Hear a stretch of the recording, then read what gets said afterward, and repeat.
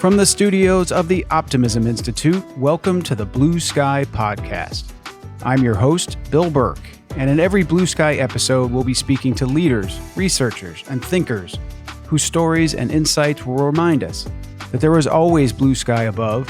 Sometimes you just have to get your head above the clouds to see it. As we've heard across several past Blue Sky episodes, there are many different ways to support the creation of social impact ventures. For example, you can obviously start one yourself, join one that's up and running, serve as a volunteer, etc. In today's episode, we're going to learn about a woman and an organization that takes yet another approach. Cheryl L. Dorsey is the president of Echoing Green, a global nonprofit that supports emerging social entrepreneurs and invests deeply in their ideas and leadership.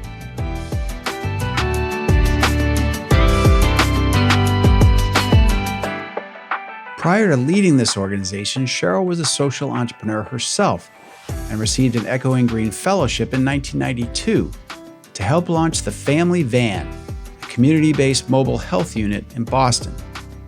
Cheryl's also served in 2 presidential administrations as a White House Fellow and Special Assistant to the U.S. Secretary of Labor.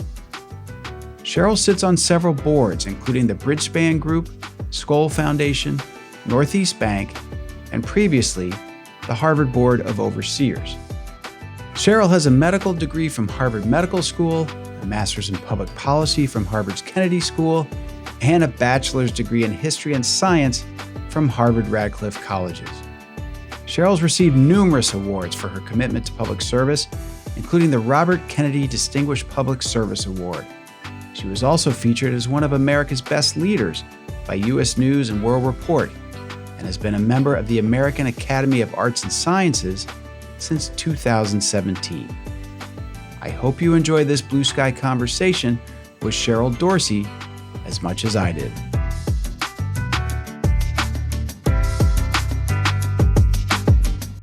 Cheryl Dorsey, welcome to the Blue Sky Podcast. Bill, thank you so much. A real honor to be with you today. I appreciate your time. And I'd like to start with how you first became involved with Echoing Green, because I'm guessing from the dates, it was actually as a fellow. Do I have that right? You sure do, Bill. And this story goes back 30 plus years now.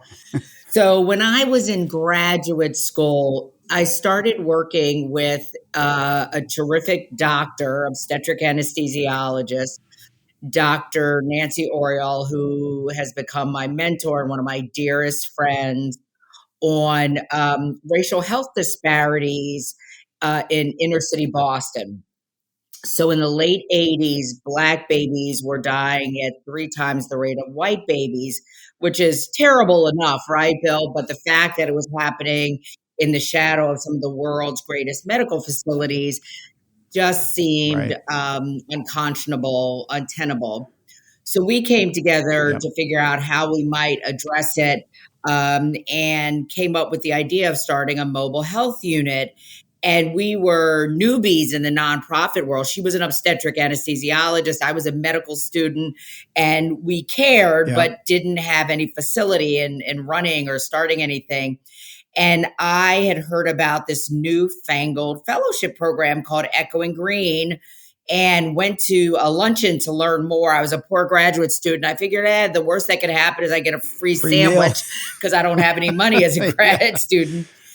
And I learned about this amazing opportunity that Echoing Green would invest in young leaders like me who were starting innovative new social change programs. So I applied, never expecting to be given one of these fellowships, but in a life-changing stroke of good luck, actually became an Echoing Green Fellow in 1992, and it changed the trajectory of my life. Incredible. And before we get too far along, where does the name Echoing Green come from? It's a great question. I get that all the time. So it's funny, if you Google it, there's like an Irish rock band called Echoing Green, but it actually comes from the name of a William Blake poem. William Blake, this amazing, late 18th century, maybe late 17th century, early 19th century, something like that. I'm getting my dates wrong. Yeah. But this amazing painter, poet, printer, a real iconoclast, a real Renaissance man who wrote a variety of poetry books, including, I think, Songs of Innocence, in which the poem On the Echoing Green appears. And I'm a real Philistine, so I'm probably the wrong person to ask. I read it like once a year to try to understand why the founders of Echoing Green use that poem. But as I understand it, it really is a celebration of innocence and the joy of youth, right? Sort of the that really acknowledges young people's agency in the world, and in some ways really poignant about the fleeting moments of life and the inevitability of progression and progress and loss. So it's amazing, kind of nuanced, but sort of this centrality of youth in the world, I think, is where the founders came up with the idea for the name. Amazing. So let's talk about that and the centrality of youth and your organization, because it struck me as quite different from many, where there are, venture capitalists and social change entrepreneurs who take investments for a project or to fund an idea. My sense is, and you all espouse this notion that, there's probably a project attached, but really what you're doing is investing in young people. They tend to be young. Is that a fair way of describing it? And can you elaborate on how that all works? I think that's exactly right, Bill. I mean, my shorthand has always been, the elevator pitch is that Echoing Green is the world's leading angel investor in emerging social innovators. So think of us as friends and family round. You're a next generation leader of promise who's got an idea. Maybe you've sketched it out on the back of an envelope, or you've been brainstorming about it with friends. We will typically come in as the first funder, patient capital, unrestricted capital.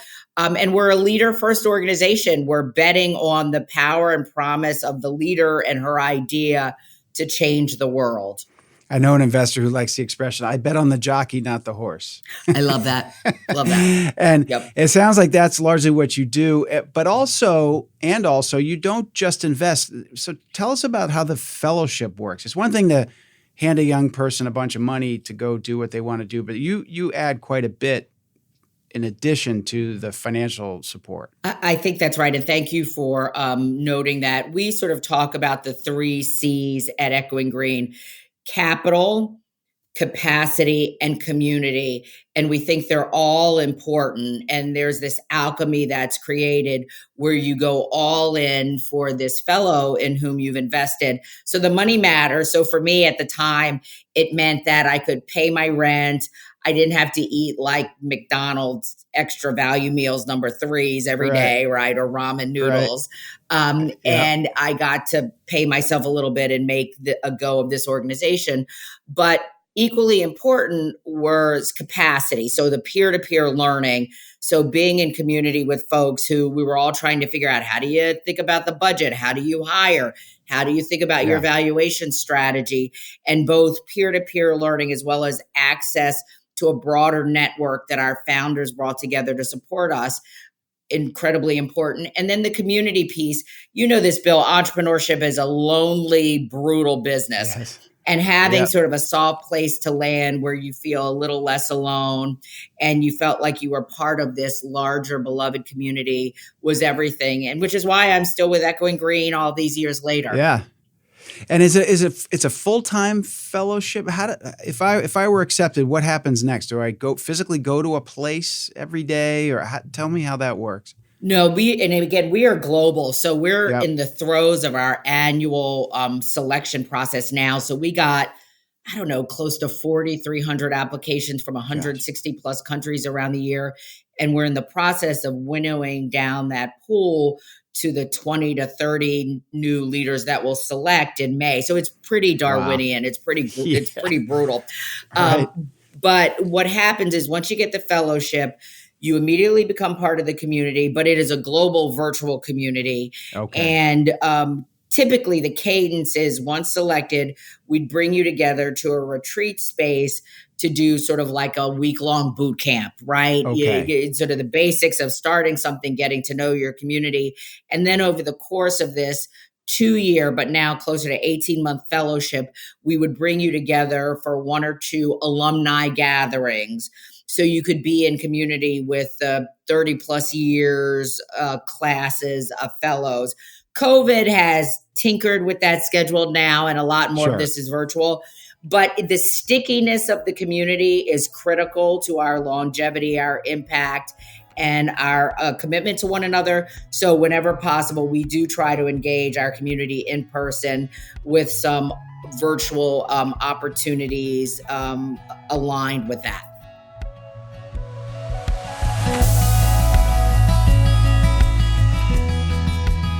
Cheryl Dorsey began her association with Echoing Green as a fellow, and I'm sure that having walked in the shoes of the young entrepreneurs that the organization supports has made her that much more effective as its leader. And she says that when she first went to an Echoing Green function, she was there mostly for the free sandwich. This reminds me of a favorite line from the late, great W.C. Fields, who said, "The last time I turned down a free drink, I misunderstood the question." But I digress.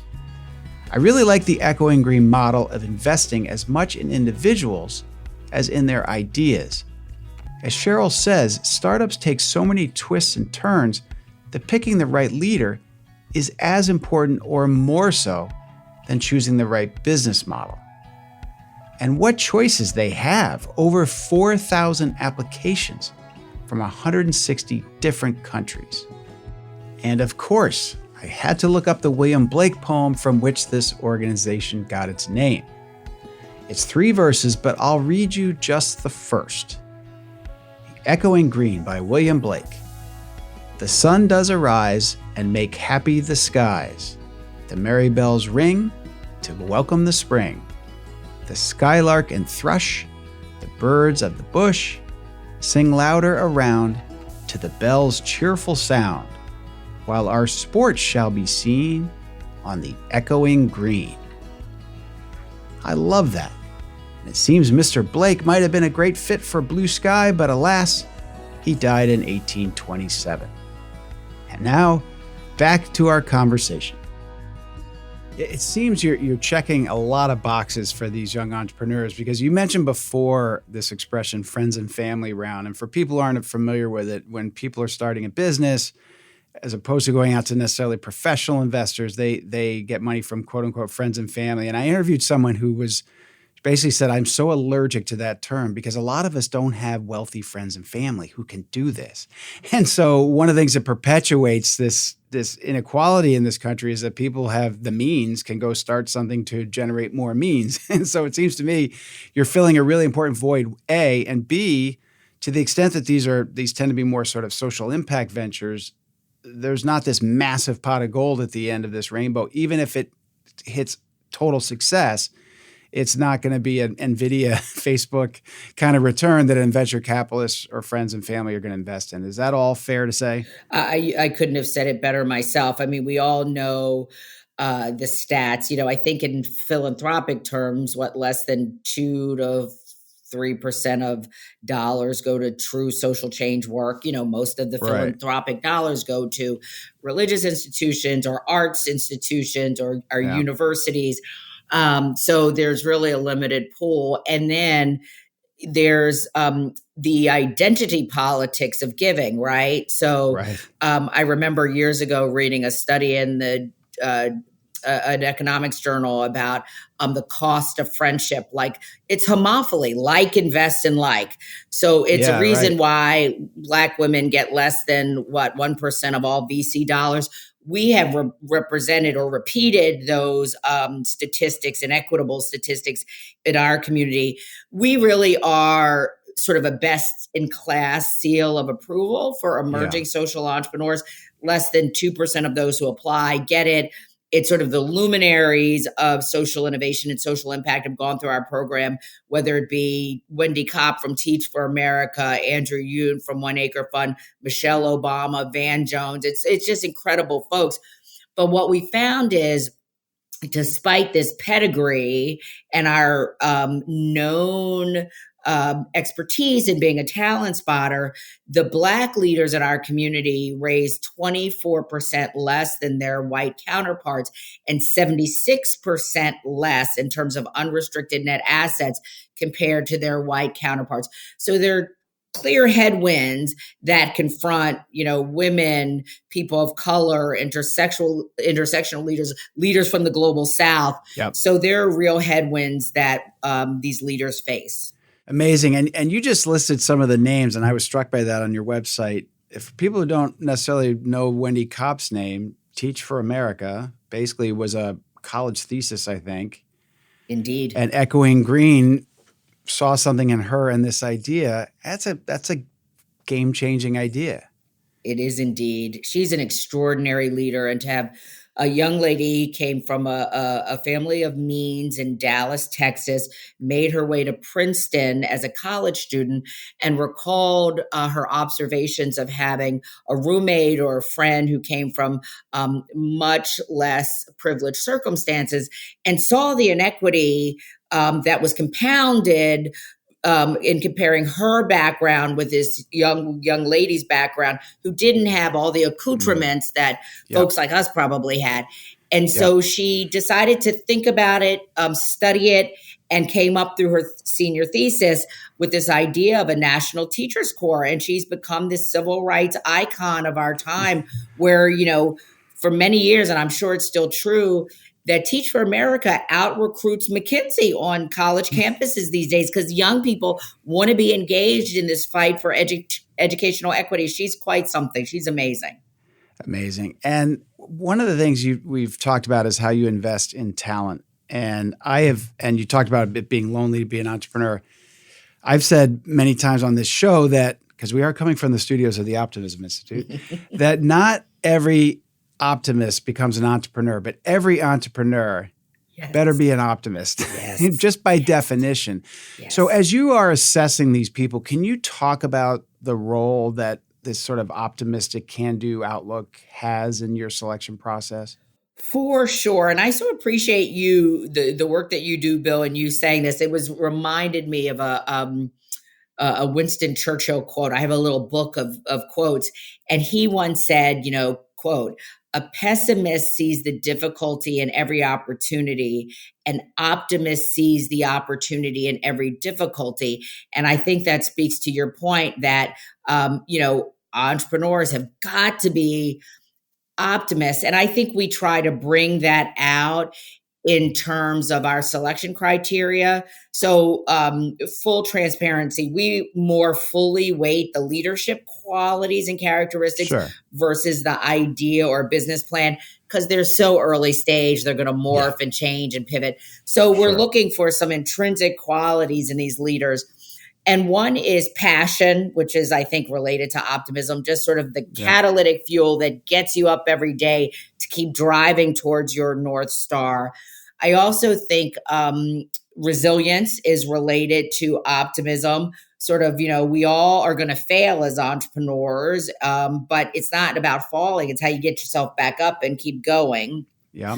I think there's also something that we talk about in terms of deep humanism, right? Like you're doing this work because you care so deeply for your fellow man. And we know that philanthropy is sort of love of man, love of your fellow man.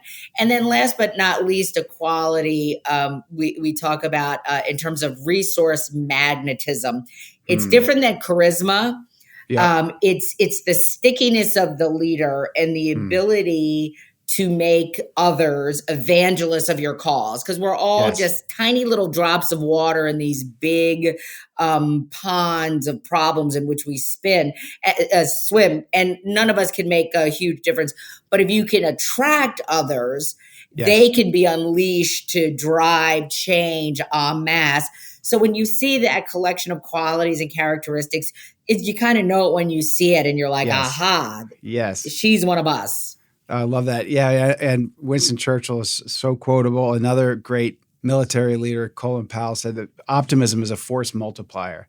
And I think that's part of what you were just saying too. It's you attract people, your optimism flows through them, and it multiplies. So I imagine a fun part of your job and also one of the toughest part of your job is actually the narrowing of these people. And you mentioned how many are applying this year. And on your website, you're in 86 countries. Is that so? So you're getting stuff from all over the world. How do you sift through that, and how do you balance? You'd love to fund someone on the other side of the planet, but maybe that's a little more difficult logistically. How do you think through that? I know it is very hard, and I will say it's certainly more art than science, Bill. So Yes. we really rely on our own friends and family to help us winnow this down. So we have a wisdom of the crowds approach where we rely on hundreds and hundreds of volunteers, leaders like you, former fellows, who come together and volunteer their time, and they help us vet these applications. And they say, hey, I think this is an incredibly innovative idea. Hey, I think this is an amazing leader. I think this is great, but I'm not sure this business plan is tenable or it makes much sense. And through sort of crunching all that qualitative and some quantitative data, I think we get to the right answers most of the time. The example that I will often use, I am invited to speak all around the country by, young people's groups, colleges and universities. And I always show up and they're like, okay, so tell us, how do I start something? And I always say, please don't start something. There are too many nonprofits. They're underfunded. They're the efficacy is low. Don't do it. And I say that, my perfect example is in 1998, we funded two incredible Echoing Green Fellows, Raj Vinakota and Eric Adler. Both were former for-profit consultants that got really interested in educational inequity. And they ended up starting something called the Seed School, which is still our nation's first urban public boarding school here in Washington, D.C., in a low-resource neighborhood of Washington, D.C., again, a college preparatory boarding school. And I always use the example, we get so many applications of people who want to start a new charter school. That is a wonderful mission, not ours to do, because we're looking for innovation, disruption, game-changing paradigm shifts.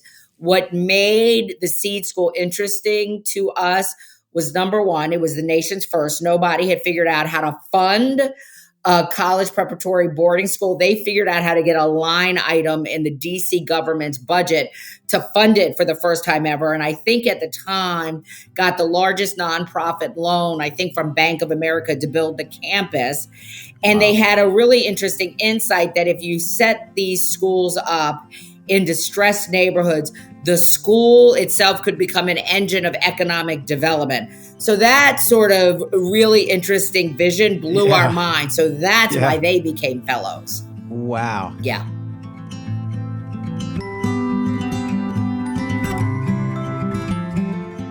In addition to Cheryl herself, Echoing Green has had some remarkable fellows in the past.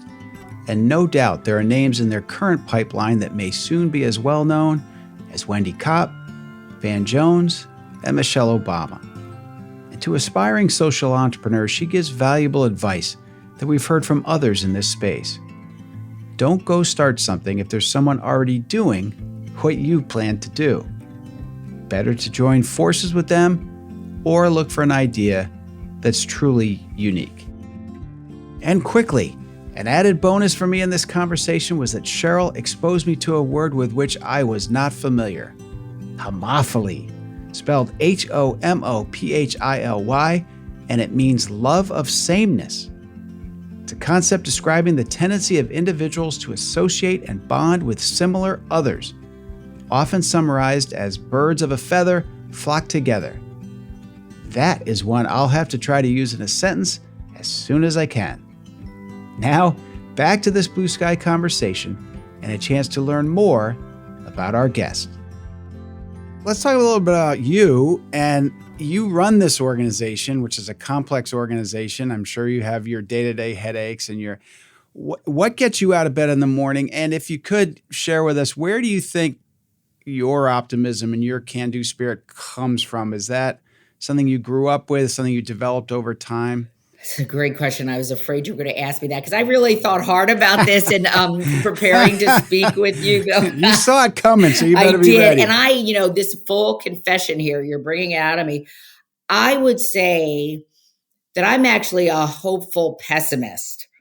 I just am. Yeah. I am Yeah. overwhelmed most times by the structural inequities that are like sediment, layer upon layer of sediment that grows over the centuries, over the millennia, that prevent individuals from having full opportunity to thrive across their lifetimes. And it's devastating to me. And I sort of look at all the Yeah. isms and the oppressions around the world.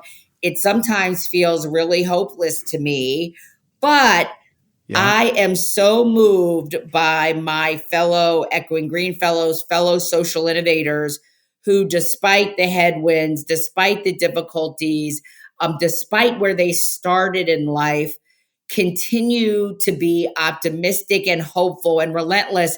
And it's infectious, Bill. I'll tell you one of my favorite stories. In 2006, we selected an extraordinary man, God rest his soul, he's no longer with us, John Thompson, who was a wonderful member of our 2006 class. John started a program called Resurrection After Exoneration, which was to help reentering citizens return home and get a second chance. He started it because he spent, I want to say, 19 years on death row in Angola, a notorious prison in New Orleans. He twice came within 29 days of being executed for a crime he did not commit. And if not for the Innocence Project and the deathbed confession of a local prosecutor who know they did something inequitable, he was exonerated.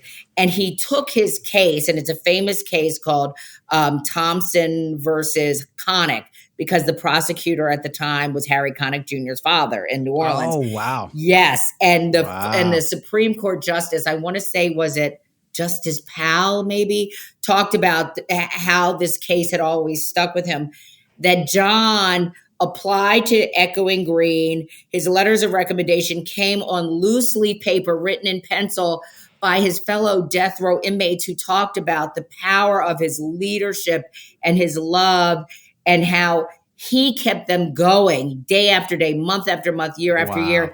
I mean, Bill, how do you not be hopeful and get up and try to fight the good fight when you are able to walk alongside or stand in the shadow of leaders like John Thompson? Like, it gets me up every day, and it's the ultimate honor, I think you're an honorary optimist. What you just described, and someone, I had a guest on the show who said that he challenges people to show me the list of history's great pessimists, and you're doing great work. You can't be a pessimist. And hopeful pessimist is a smart way to describe it, but I think you can see where changes can get made, and let's talk about that. So you first, I think you got your fellowship in 1992. That's right. You've been at the organization, you started about 10 years after that, I want to say. So, 20 plus years. Indeed. Involved in the organization. If I'd asked you this question when you started at Echoing Green in profession, and I said you're an optimist, do you get more discouraged as you see these layers and layers that you described, or do you get some encouragement when you see these young people that you've invested in or trends in the world that you say, okay, we might be going 2 steps forward, 1 step back, but at least we're making progress? Where do you come out on that? Yeah, it's probably a mixed bag. So I obviously, given the work that I do, believe in the power of talent to change the world. And I look at these young people, Bill, and I'm dazzled by them. Yeah. I just think they're smart. Yeah. They're technology denizens. They're communitarian. They're fearless. And they really believe in their own agency. And I'm a baby boomer. They're very different than my generation. And I'm like, wow, I'll bet on these kids all day, every day. Right. Yep. So I feel great about that. And they're a big demographic bulge. So I think their power in their numbers. But I also think we're at an interesting moment in history. And I don't know if this is true, but this is my hypothesis. Like, we have seen a populist wave sort of move across the globe. Yes. And I think people are frustrated because things are not working for enough of us. And I think that's true. But I also believe that social innovation is the flip side of the populist coin. I think they're mirror images. They both of these movements believe that things aren't working. So the diagnosis is exactly the same, but the prescriptions are radically different. Interesting. I think populists are nihilists. They're like, blow it up, consequences be damned. Innovators, social innovators want to fix it and make it better for all. So I think this is a battle that's about to be joined. Yes. And the question is, can we get more fuel and more resources to the social innovators to take over this populist energy, which feels scary and powerful, but ultimately it's got to lose, I think. It's a really interesting perspective. And I love what you said about young people. I did a fellowship. I know you have a Harvard background. I did a year at the Advanced Leadership Initiative. Love that program, Bill. Oh, it's man. Awesome. Amazing. Yeah. And I tell people, if you want to be more optimistic, I tell older people like myself, spend more time with young people. It's very easy to say, oh, these kids these days, I mean, every generation has done this, oh, these kids these days, they're just on their phones all the time. There's some of that, and there's some things I'd want to reach over to the kid in class who was on their phone when this incredible professor was talking. But I found being around young people to be so inspiring. And I interviewed a gentleman named Charles Kenny, who's in Washington. He's I'm forgetting the name of his think tank. But he said towards the end of our conversation, something it's really stuck with me. He said, this generation, the young people we're describing, college age right now, maybe high school, should be the greatest generation in the history of the world. And I was like, when I hear greatest generation, I think the World War II, Tom Brokaw. He said, here's why. He said, first of all, they're the largest in number. They're the most tech savvy. They're the most socially tolerant, like by far. They will have the longest lives. They will be the best educated. And he said, when you multiply and add all those things together, you get the greatest generation in the history of the world. He said, the challenge for our generation, he was about my age, maybe younger, is to sort of get out of their way and or keep them hopeful and optimistic because they can do it. I'd be curious to know if that resonates with you, because you see this every day in the work that you do. I think that's such a wonderful observation. I see it every day. And I think, demography is destiny in some ways. Yeah. And so I think there's something to that. And the question is, how do you build the talent ecosystem to support that and unlock that? Right.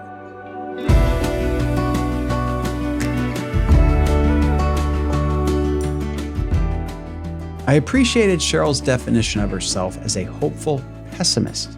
Now, that's a gutsy move on this podcast, but I get it and I appreciate it. She keeps her hopes up even though she's faced with daunting challenges and reminders of historical obstacles and inequities that don't often seem to be getting any better. At the same time, though, she draws inspiration from those whom Echoing Green supports, saying that she's, quote, dazzled by young people, whom she's happy to bet on. And right on the heels of dropping the word homophily, Cheryl became the first Blue Sky guest to reference Harry Connick Jr. His late father, by the way, lived a very eventful and controversial life. Worth a quick Google if you're at all interested in learning more. But you can do that on your own time after listening to this final segment of my Blue Sky conversation with Cheryl Dorsey. If there are people listening now who, for a variety of reasons, are interested, A, they might be a young person with an idea and need some help. B, they might be a funder. C, they might be someone who could be a volunteer. How can people get involved to support your work at Echoing Green? Well, thank you for that. So for Innovators, we have an annual social business plan call for applications. It is closed for this year, but it comes back every year. So just keep an eye on the website. And in the meantime, think about your idea, sort of the why do you do what you do? We want to get a X-ray of your soul. Like, again, this is soul work, right? So Yeah. bring your full self to this process, be vulnerable. There's nothing performative about it. We are honored to be in your company, so you don't have to put on airs. Just show up and tell us how you're Love trying that. to change the world. And Yep. that's super important. And then it's a reminder, it kind of takes a village to do this work. So we need all comers to support these wonderful next gen leaders, because as incredible as they are, there's so much they don't know. Sure. You know, how do you do a budget? What's a fundraising plan? How do I hire someone? How do I fire someone? Yeah. And so we need all hands on deck. And what I love about social innovation in general is it brings together some strange bedfellows, sans ideology, sans political partisanship. It's like we're all interested in getting to a solution, and we can show up with that like-minded goal, and it works. And again, to the fellow travelers that I've met over these years have been just phenomenal. And of course, we got to fund the work. You know, what we find is that we, put a little bit of money into the fellowship program, but the nonprofit sector is so under-resourced. You know, the vast majority of nonprofits never get beyond a $500,000, $750,000 per year budget. Less than 3% of nonprofits in the U.S. have budgets more than $5 million. Except, right. I'm Sure. excluding museums, hospitals, all that kind of stuff, Right. universities. So it is very hard to get the capital needed for these organizations to grow their impact, and for some to scale.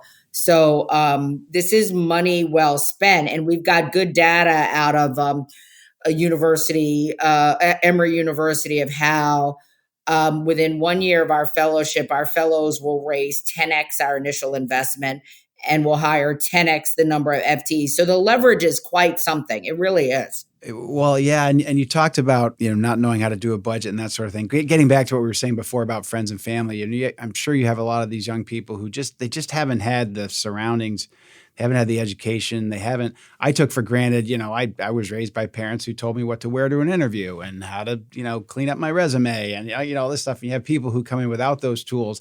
And I wonder too, it sounds like you do have mentors. It seems like, with people are living longer lives, they're spending probably more years in retirement than maybe they thought they would or wanted to. And they've got incredible wisdom. Back to what I was saying about how good it can make older people feel to spend time with young people. I would assume there's a real opportunity that you probably already take advantage of having people from wide age ranges sitting down around a table to give advice and bounce things off each other. Absolutely. And we have a signature offering that we call the Brain Trust, where we bring a fellow in who's grappling with an organizational or leadership development challenge. And then 6 or 7 of us will sit around a table, and we've got a real process, 5 minutes of introductions, then 10 minutes of laying out the issue, then, 10 minutes of brainstorming, and then 15 minutes of really digging in on solutions, forward opportunities to dig into that challenge. And it's a great way to bring in folks who want to help and support.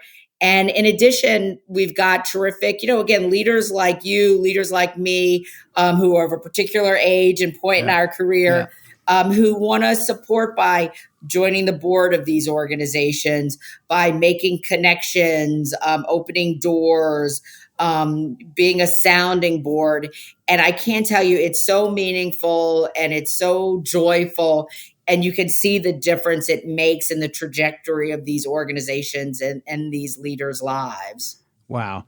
So as we get closer to the end of our conversation, I'm wondering, are there some young people out there who have been fellows, who have been supported, who are out now doing what they said they were going to do? Are there any that pop out to you? You mentioned the boarding school. Are there others where you think, wow, we're really close to making a real difference in this area, or wow, this one's really taking off, or this one's exceeding our expectations? Are there any of those you can share with us?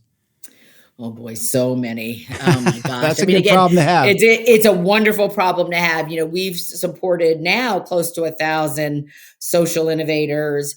And some have gone on to do other things. Again, Michelle Obama got money to start the Chicago office of Public Allies, a terrific youth Whatever development became of her, organization. Michelle Obama? I know. We've all lost track of Mrs. Obama. Oh, yeah. Amazing person. Amazing person. And just to show we are non-ideological and non-partisan, it was lovely. I think it was our 25th anniversary. Barbara Bush, the daughter, yes. Who's also an Echoing Green alum, co-founder of a wonderful health equity program called Global Health Corps, yes. read a lovely letter of acknowledgement from Mrs. Obama at our 25th anniversary gala. So it's a very rich community. But just because I was reading the holiday card, and I'm looking right at it here on my mantle. Years ago, we funded a program called SHOFCO, which stands for Shining Hope for Communities, which started the first tuition-free girls' school in Kibera, which is Africa's largest slum. It has now become the largest community and economic development organization in all of Kenya. And it was started by two amazing Echoing Green fellows, Kennedy Odede, who grew up on the streets of Kibera, and his now wife, Jessica Posner Odede, who, when she was a Wesleyan undergrad, came to Kibera as an exchange student, a study abroad student, moved into the slums. We think she was the first ever white person to live in Kibera, moved in to Kennedy's shack, and together they started this extraordinary organization that now has an aerial water piping system, a savings and loan microfinance program, a health clinic, an advocacy program. And they've been the recipient of almost every award you could imagine, whether the Hilton Humanitarian Prize or the largesse of Mackenzie Scott. And they are changing the face of urban slums in Africa and have now expanded their model to Bangladesh. When I look at Jess and Kennedy, they just blow me away. And they actually wrote a New York Times bestseller book called Find Me Unafraid, which is a story of their work together and their life together. And they now have 3 beautiful children continue to do incredible work. Well, and we talked before about these sort of multiplier effects that this work has. So you can only imagine the ripple effects of the work that they did in that first slum where they were focused. Now Bangladesh, I mean, who knows where this goes? And it starts with a little seed and a little push. So I think this conversation made me more optimistic. I think you are clearly an optimist pretending to be a hopeful pessimist. And I can't thank you enough for your time, but also just the work you do and the energy you bring to it. It's just really remarkable and life-affirming and encouraging. So thank you so much, Cheryl. Bill, thank you. It's been such an honor. Thank you for having me.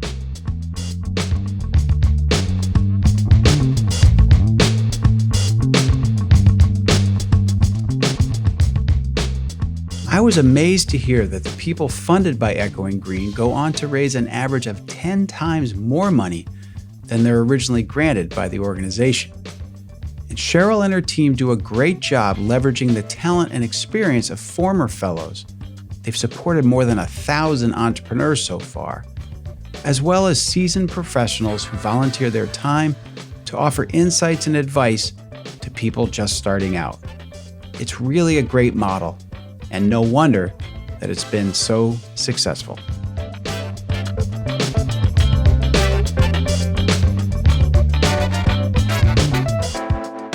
I hope you enjoyed this Blue Sky conversation with Cheryl Dorsey.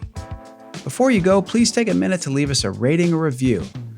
While you're at it, you might want to subscribe to Blue Sky wherever you get your podcasts.